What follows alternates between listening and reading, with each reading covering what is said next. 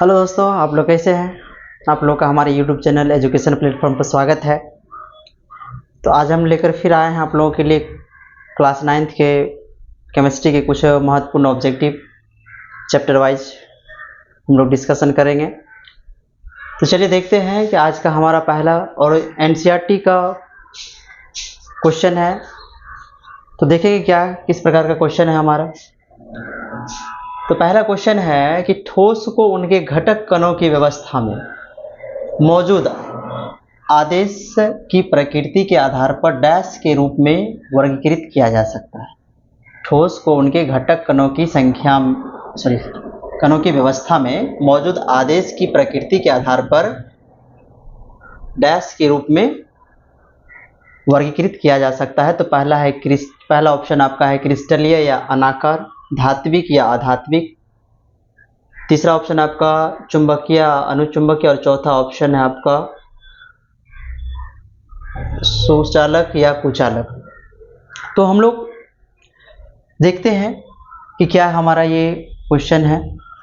ठोस के घटक कणों की व्यवस्था में मौजूद आदेश की प्रकृति के आधार पर, मतलब उनके आकार की बात हम लोग करेंगे, उनके आदेश की प्रकृति के बारे में। तो जैसे ठोस को उनके निश्चित ज्यामितीय आकार के आधार पर या अनिश्चित ज्यामितीय आकार के आधार पर दो प्रकार से हम लोग रख सकते हैं। एक को क्रिस्टलीय और एक को हम लोग अनाकार कहते हैं। जैसे क्रिस्टलाइन सॉलिड और अमरफस सॉलिड के बारे में हम लोग जानते हैं कि जो क्रिस्टलीय सॉलिड होती है उसकी रचना जो है, उसकी जो बनावट होती है, रचना होती है, वह क्या होती है, वह निश्चित होती है, जबकि अनाकार की क्या होती है, अनिश्चित होती है। तो इसका ऑप्शन हमारा क्या हो जाएगा, तो A फॉर एप्पल। ठीक है, तो चलिए ध्यान देंगे। अगला क्वेश्चन हमारा क्या है कि संघनन के समय निकलने वाली गुप्त ऊष्मा को कहा जाता है। तो संघनन के समय जो निकलने वाली गुप्त ऊष्मा होती है उसे क्या कहते हैं। तो संघनन आपको पता है कि संघनन में क्या होता है, वाष्प जो है ठंडा होकर द्रव में परिवर्तित होता है और वाष्प का ठंडा होकर, वाष्प को ठंडा करने में, ठंडा होने में कह सकते हैं जितनी ऊष्मा की आवश्यकता होती है उसे हम लोग क्या कहेंगे, संघनन की गुप्त ऊष्मा कहेंगे। तो यहाँ पर क्या आपका क्वेश्चन है कि संघनन के समय निकलने वाली ऊष्मा को क्या कहा जाता है, तो आप कहेंगे गुप्त ऊष्मा। क्या कहेंगे, गुप्त ऊष्मा कहेंगे। आर्द्रता जानते हैं कि वायु में जलवाष्प की जो मात्रा होती है उसको हम लोग आर्द्रता कहते हैं। ठीक है, और वाष्पीकरण तो जानते ही हैं कि वाष्पीकरण एक सतही प्रक्रिया होती है, सतही घटना होती है और वाष्पीकरण में द्रव वाष्प बन के द्रव का परिवर्तन वाष्प में होता है। इस बात का आप लोग ध्यान रखेंगे। चलिए अगला क्वेश्चन हमारा है 13 नंबर का क्वेश्चन है कि शुष्क बर्फ का रासायनिक नाम क्या है। तो शुष्क बर्फ का रासायनिक नाम क्या होता है, ठोस कार्बन डाइऑक्साइड को हम लोग क्या कहते हैं, शुष्क बर्फ कहते हैं। ठीक है, और आप जैसे जान रहे हैं कि तो शुष्क बर्फ को हम लोग क्या कहते हैं, ठोस कार्बन डाइऑक्साइड कहते हैं, ठोस कार्बन डाइऑक्साइड कहते हैं। तो ये जो शुष्क बर्फ होते हैं इसमें ये क्या करता है, ये सीधे जो है आपको ठोस अवस्था से जो है गैसीय अवस्था में बदल जाता है। उसके बाद जैसे नाइट्रोजन ऑक्साइड है और सल्फर डाइऑक्साइड, जैसे कि आप जानते हैं कि ये अम्ल वर्षा कराने के लिए सहायक होता है, नाइट्रोजन ऑक्साइड और सल्फर डाइऑक्साइड। ऑक्सीडेंट का उपयोग हम लोग हाइड्रोलिटिक में करते हैं, सिस्टम में करते हैं, और साथ ही साथ जो ऑक्सीडेंट का उपयोग हम लोग आग दमन में भी करते हैं। अगला क्वेश्चन हमारा है गैस के गुब्बारों में हाइड्रोजन गैस के स्थान पर, 14 नंबर का जो क्वेश्चन है कि गैस के गुब्बारों में हाइड्रोजन गैस के स्थान पर हीलियम गैस का उपयोग किया जाता है, क्यों किया जाता है। तो चलिए देखते हैं।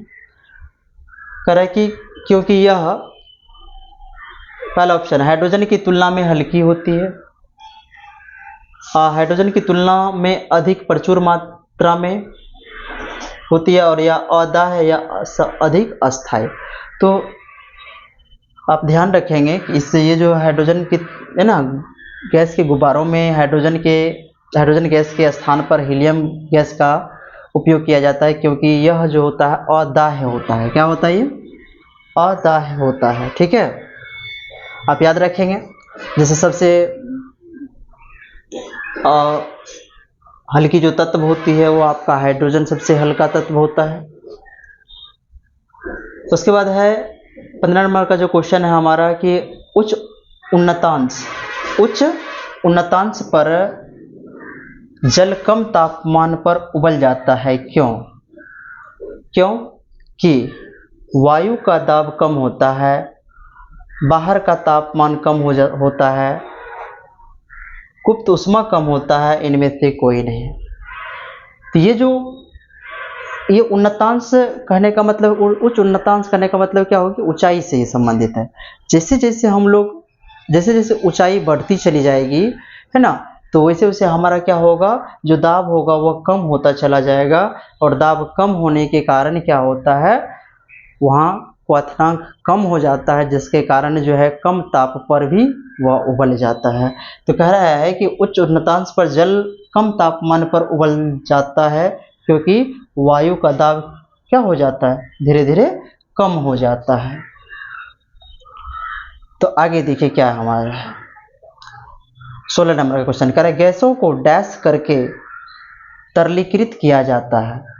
तो गैस को डैश करके हम लोग तरलीकृत कर सकते हैं, यानी कि द्रव में बदल सकते हैं। तो आप यहाँ पर मैंने इस बात को लिखा कि दाब के बढ़ने और तापमान घटने से गैस क्या होता है, तरल अवस्था में बदल जाता है। तो देखिए यहाँ पर ऑप्शन क्या है, दाब के बढ़ने और तापमान घटने। तो दाब के बढ़ने तो दबाव और तापमान को कम करने, नहीं, एक को हम लोग दाब को बढ़ाएंगे और तापमान को क्या करेंगे, कम करेंगे। तो चलिए देखते हैं क्या हमारा है। तो दबाव को लगाकर तापमान को कम करके, तो आपका ऑप्शन नंबर यही हो जाएगा, यानी कि बी फॉर बॉल आपका, यानी कि दाब को लगाएंगे और तापमान को कम करेंगे, तो जो गैस होगा वो किस अवस्था में बदल जाएगी, तरल अवस्था में बदल जाएगी। अगला क्वेश्चन है कि दाब का एसआई मात्रक क्या होता है। दाब का एसआई मात्रक क्या होता है, तो आप याद रखेंगे कि दाब का एसआई मात्रक एटमॉस्फेयर है ऑप्शन में, पास्कल है, न्यूटन है, ए और बी दोनों है, यानी एटमॉस्फेयर भी है और पास्कल भी। लेकिन हमसे पूछा क्या है, एसआई। मापने में हम लोग दोनों एटमॉस्फेयर का भी यूज करते हैं, वायुमंडलीय दाब का एसआई को मापा जाता है एटमॉस्फेयर में ना। दाब का एसआई मात्रक होता है पास्कल। क्या होता है, दाब का एसआई मात्रक क्या होता है, पास्कल होता है। उसके बाद हमारा क्वेश्चन है कि एक एटमॉस्फेयर बराबर क्या होता है। तो एक एटमॉस्फेयर बराबर आप याद रखेंगे, देखिए ऑप्शन देखिए हमारा क्या है, 1.01 गुना 10⁵ है ना, 1 गुना 10⁵ है। उसके बाद 1.02 गुना 10⁵ पास्कल है, और 1.01 गुना 10⁻⁻5 पास्कल है।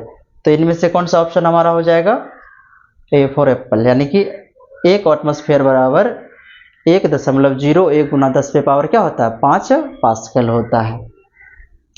अगर वाष्पीकरण एक डैश की परिघटना है, तो वाष्पीकरण एक डैश की परिघटना है, तो ये कैसी परिघटना होती है, एक सतही घटना होती है कि सतह के भीतर होने वाली घटना होती है, या ये दोनों सतह पर भी होती है या सतह के भीतर भी होती है। और चौथा ऑप्शन है आपका इनमें से कोई नहीं। तो आपको याद रखना है कि वाष्पीकरण क्या है, एक सतही घटना होती है, यानी कि यह सतह की परिघटना होती है। करने में से कौन पदार्थ नहीं है, तो पदार्थ किसे कहते हैं आप लोग जानते ही हैं कि वे सभी वस्तुएं जो स्थान छेकती है, जिसमें द्रव्यमान वजन होता है ना, तो उसे हम लोग क्या कहते हैं, पदार्थ कहते हैं। तो जैसे कुर्सी हो गया, वायु हो गया, घृणा हो गया, नींबू पानी हो गया, तो इसमें क्या हो जाएगा आपका, घृणा जो है पदार्थ नहीं है ना। घृणा हो गया, विचार हो गया, है ना, हमारी सोच है, तो वो सब पदार्थ नहीं ना। आगे देखिए क्या कहते हैं। तो एक चीज़ें हैं कि जैसे हम लोग शीतलन एक गुण होता है, शीतलता का जो गुण होता है, कैसे ध्यान दीजिएगा कि जब वाष्पीकरण के दौरान क्या होता है, वाष्पीकरण के दौरान कम हुई ऊर्जा को पुनः प्राप्त करने के लिए द्रव के कण अपने आसपास से ऊर्जा अवशोषित कर लेते हैं। जब वाष्पीकरण होती है तो उस दौरान क्या होता है ना, जो ऊर्जा कम हो जाती है तो उसको पुनः प्राप्त करने के लिए क्या करता है, जो द्रव के कण होते हैं अपने आसपास से वह ऊर्जा को अवशोषित करता है और जिसके कारण हमें शीतलता प्रदान, मतलब ये शीतलता महसूस होती है। जैसे हम लोग पेट्रोल ले लीजिए, उसको रखते हैं और वह तुरंत उड़ जाता है और हमें ठंडा महसूस होता है। जैसे नेल पॉलिश, नाखून है ना, जो नाखूनों से जो नेल पॉलिश होते हैं उसको हटाने के लिए हम लोग एसीटोन का यूज करते हैं, ठीक है। और उसके बाद कुछ बातें हैं जैसे कि बर्फ का गलनांक कितना होता है, तो ये केल्विन में आपका 273 केल्विन होता है। और जल का जो क्वथनांक होता है ना, और वह जल का क्वथनांक आपका, और इसको हम लोग डिग्री सेल्सियस में बोलेंगे तो 0 डिग्री सेल्सियस होगा। और जल का क्वथनांक जो है 373 केल्विन होता है, और इसको हम लोग अगर देखें तो केल्विन में तो 100 डिग्री सेल्सियस ये होता है, ठीक है। और कुछ बातें यहाँ पर मैंने लिखा है कि कौन बदलता है, तो कैसे क्या, देखिए अगर ठोस को द्रव में बदल रहे हैं, इसका मतलब हम यहाँ पर क्या करें, इसको ताप दे रहे हैं। ठोस को ताप दे रहे हैं तो वह द्रव में बदलेगा। ठोस को अगर हम लोग ताप देंगे तो यह द्रव में बदलेगा, और इस प्रक्रिया को हम लोग संगलन कहते हैं। इस प्रक्रिया को हम लोग क्या कहते हैं, संगलन कहते हैं। और फिर अगर आप द्रव को फिर ठोस में बदलना चाहते हैं तो द्रव को ठोस में बदलने के लिए हमें उष्मा, मतलब ये उष्मा को हटाना पड़ेगा, यानी ताप कम करना पड़ेगा। जब हम लोग ताप को कम करेंगे तो इस प्रक्रिया को हम लोग कहते हैं जमना, और इसी को हम लोग हिमांक भी कहते हैं। उसके बाद जैसे ठोस है तो ठोस को गैस में बदलने की प्रक्रिया को हम लोग ऊर्ध्वपातन कहते हैं, और गैस को ठोस में बदलने की प्रक्रिया को हम लोग निक्षेपण कहते हैं। उसी तरीके से आप याद रखेंगे कि द्रव का गैस में बदलना जो प्रक्रिया है ये वाष्पीकरण कहलाती है, और गैस का द्रव में बदलना संघनन कहलाता है। तो ये कुछ महत्वपूर्ण बिंदु है जो आप याद रखेंगे, और आपके एग्जाम, आने वाले एग्जाम में ये ऐसा क्वेश्चन पूछे जाते हैं। तो आज का हमारा ये वीडियो आप लोगों को कैसा लगा, अगर अच्छा लगा हो तो हम कमेंट में अवश्य बताएं, और हमारे चैनल पर पहली बार आए हैं तो हमारे चैनल को लाइक करें और सब्सक्राइब अवश्य कर लें, कि कुछ ऐसे ही महत्वपूर्ण क्वेश्चन आपको मिलता रहे और आप अपनी पढ़ाई को लगातार रूप से जारी रखें। तो ये सभी कुछ महत्वपूर्ण क्वेश्चन हैं, आप इसे उम्मीद करते हैं कि आप इसे नोट भी कर लेंगे और अच्छी तरीके से याद भी कर लेंगे। धन्यवाद।